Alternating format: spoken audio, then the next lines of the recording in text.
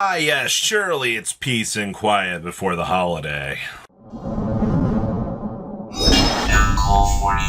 sure you guys smash some crap out of that subscribe button so you guys don't miss out on more Oz content. Couple things to talk about before we dig into Market Watch today. So we got a email from TCG Player.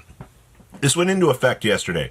We're strengthening our seller protections and reducing the impact of potential fraud by updating our policy on address changes. Starting on July 1st, 2026, buyers will no longer be able to request changes to their shipping address after an order is placed. If a buyer needs an order shipped to a different address, they must request the seller cancel the order, and once the cancellation is complete, the buyer may place a new order using the correct shipping address. If the order is already shipped, sellers are not required to cancel the order. You know what's crazy to me about this? I've had a lot of people that will just be like, they'll make their order and be like, I need to ship it to another location. And I will say a good number of those orders end up being fraudulent because they end up being like, oh, I never received my order. Strange. So this is actually, I think, a good positive change. Make sure you're shipping your card to the correct address. It's astronomical to me that people don't understand how their address works. Seriously, it's stupid. Also, GameStop has Magnificent Monsters up. A little bit expensive here at the $100 price point, but, you know, I mean, okay, I guess. The more you know. I just wanted to toss this in because I thought that this was pretty interesting just to see, you know, early pricing. Next up, Angelechy Opening to E4. What do you mean E4 has gone up in price and the card is actually shattering expectations? You know, if your opponent goes first, we can activate this card from the hand. Yeah, they're $15. Actually, we're coming down from a $20 price point. Now, keep in mind, this is still on pre-sale for another 24 hours. Well, yeah, probably about 20 hours by the time this goes up. But anyway, point of this is you've been having movements, as you can see here, on the first. People were coming through and spending the $15 to $16 per copy wanting to pick up Angelechy openings. It's not a strange concept to see, but as this set is going to unfold here, I mean, obviously, you know, besides the holiday over the weekend here, and Friday being an observed holiday too, you know, we're going to be seeing, I think, a lot of activity on the Angelechy stuff. There's too many variants of Angelechy going around right now to really say that if this is going to be a good impact or not. We also get to see, oh boy, Junk Meister. You know, we're continuing to keep an eye on this. So the high rarity one actually is crashing down a little bit. You know, we have a market price of 36, but we're at 32 right now and pushing down.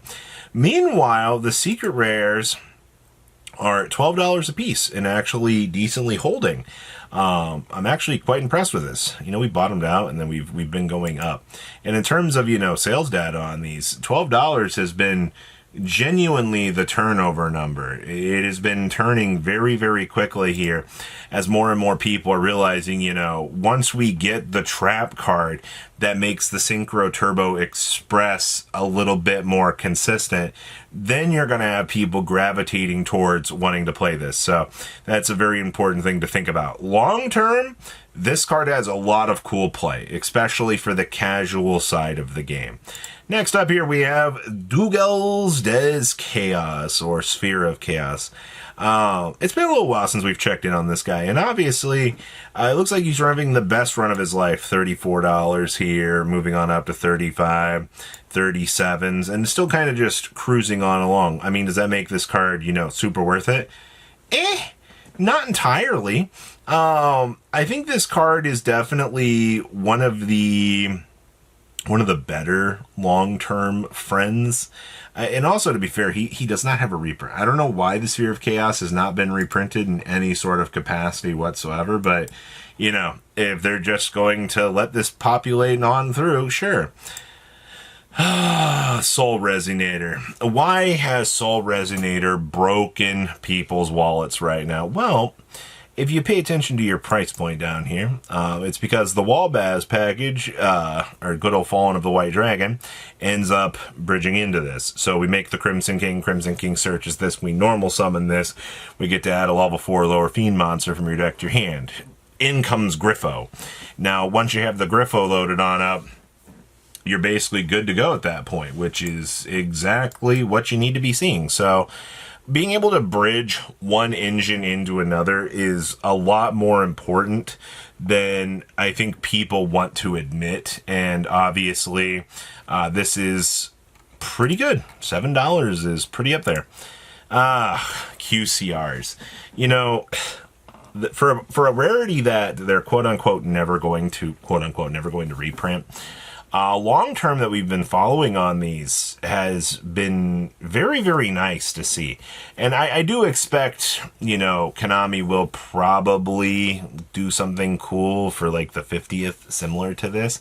You know, 30th is the extended arch. You know, they're really pushing that agenda to make sure that, you know, the game has some really nice things with that. But Mr. Gateway of the Six Samurai, you're looking at about 24 on up. You actually hit the $28 mark pretty quickly here. In terms of, you know, what's going on, you've not had a sale for these since the 24th of June. So that's pretty telling, I guess, on the long term here, that these are kind of up there, I guess. There's also the fact of we have Fossil Dyna Pachycephalo here, also doing the exact same thing. You know, for this card being locked up in ban list purgatory, you're telling me that this little guy still has some crazy value. You have two cheap listings here, and I guess this is what I like to see, right? 22, 23, and then you bridge on up to 35, on up to 49. It's just going to take one person coming through here, seeing that these cheap copies are at basically an all-time low, and they're going to take them out. I think people are probably a little bit hesitant because they see light play here, and they're like, oh, you know, I don't know if I really want to pick up LP copies. All right, well, you know, if you want to miss out on golden opportunities such as this, then, you know, so be it. But, yeah, very clearly we have a QCR buyout happening here. Kycoo the Ghost Destroyer. First of all, that's a lot of money. I'm not going to be spending 100 doll hairs on, actually it's worse than that. Kycoo jumps up from 100 up to 146. And strangely enough, your highest sale, you actually did have somebody pick up 52.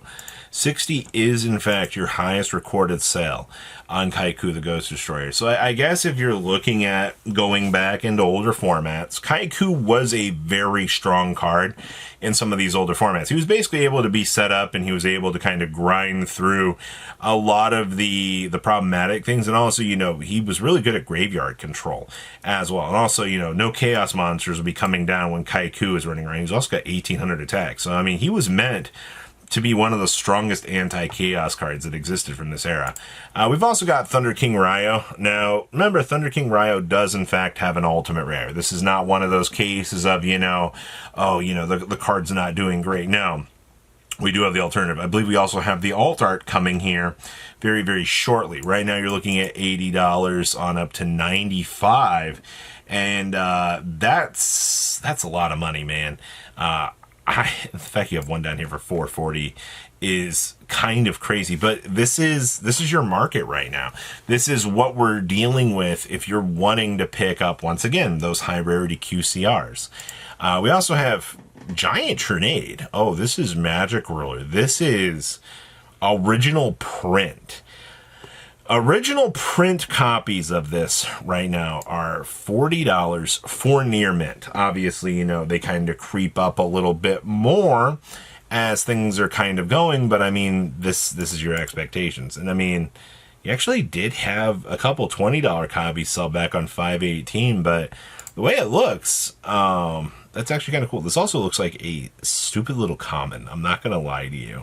But, alright, keep in mind that this weekend is 4th of July. Card prices are going to be a little all over the place if I had to guess, because packages and boxes and things will probably be delayed on delivery until Monday. So when you're looking at the market this weekend, and you know, we'll probably see some, you know, buyouts swing up some ways like E4, but don't be surprised if you see something swing one direction or swing another because of low availability until they, you know, hit later on in the weekend. So, leave a comment down below what you guys think, and I'll see your beautiful faces back here in day, guys. Patrons! Thank you! Ah!